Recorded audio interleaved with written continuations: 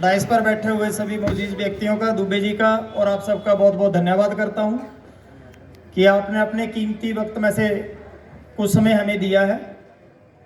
अपने साथी मुलाजमों का भी धन्यवाद करता हूं। ये मेरी टीम यहाँ सारी खड़ी है, इधर आ जाओ सारे मुलाजिम हमारे जो हैं। थाना पुलिस भी आ जाओ इधर हमारे साथ ही, आप हमारे से दूर नहीं है। थाने वाले भी सभी इधर आ जाओ, सारा थाना पुलिस इधर आ जाओ।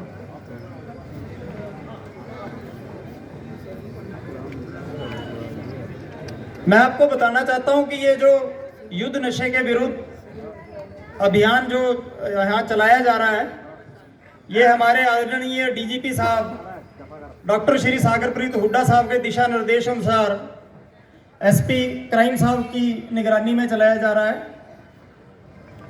और आपने पहले बहुत बार देखा होगा कि इस तरह के अभियान जो चलाए जाते हैं या पहले भी यहाँ हुए होंगे, या पुलिस ने ड्रग अवेयरनेस कैंप जो है वो लगाए होंगे, एरियाज में लगाते हैं।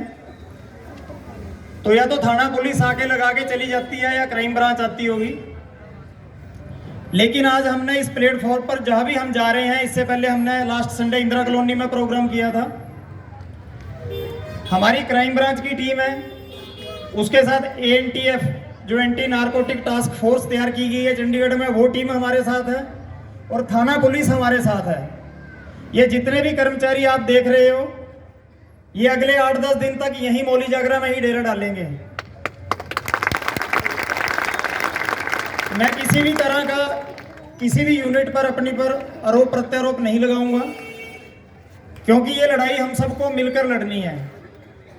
जब भी कोई बड़ा युद्ध लड़ा जाता है, लड़ाई लड़ी जाती है जिसमें हमारा ऑब्जेक्ट कॉमन होता है, किसी एक मुद्दे के लिए लड़ाई लड़ी जाती है, तो उसमें सबकी अपनी अपनी भागीदारी होती है। आपने देखा होगा कि राजे महाराजाओं के टाइम में युद्ध होते थे तो एक सेना तैयार की जाती थी, तो हर एक किसी को अलग अलग टास्क दिए जाते थे। तो इसी तरह हम अपनी ड्यूटी को पूरी जिम्मेदारी से और ईमानदारी से निभाएंगे, ये मैं आपको वचन देता हूं।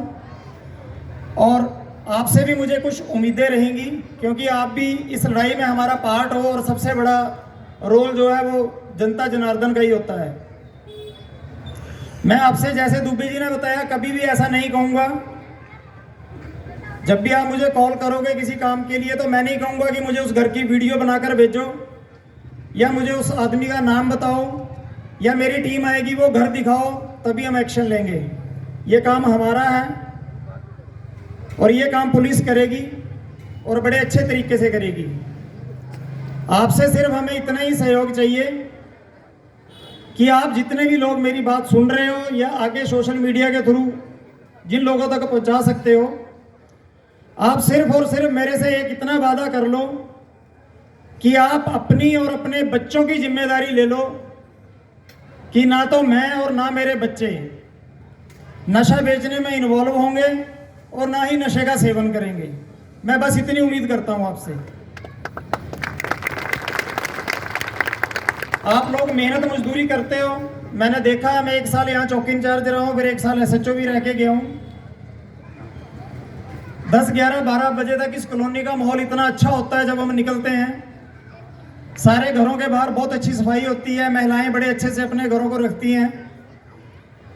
आप मेहनत करते हो, मजदूरी करते हो, कोई वेंडर्स हैं रेडी लगाते हैं। जब कभी हम अपने राज्य से यहाँ आए थे तो बड़ी उम्मीदें लेकर आए थे कि अपने बच्चों को सिटी ब्यूटीफुल चंडीगढ़ में पढ़ाएंगे, उनकी अच्छी परवरिश करेंगे। आप अपनी एक सोच बना लेते हो यहाँ पर आकर कि हमारे बच्चे तो सरकारी स्कूल में पढ़ रहे हैं और जो काम हम करते थे वही हमारे बच्चे कर लेंगे, कोई बात नहीं, स्कूल जा रहे हैं, हाजिरी लग रही है, पास हो रहे हैं, बात खत्म।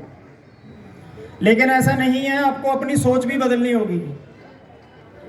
मुझे कोई एक नौकरी बता दो हिंदुस्तान में, कोई भी व्यक्ति खड़ा होकर एक नौकरी बता दे जो इस आधार पे दी जाती है कि ये बच्चा सरकारी स्कूल का पढ़ा हुआ है या कॉन्वेंट स्कूल का पढ़ा हुआ है।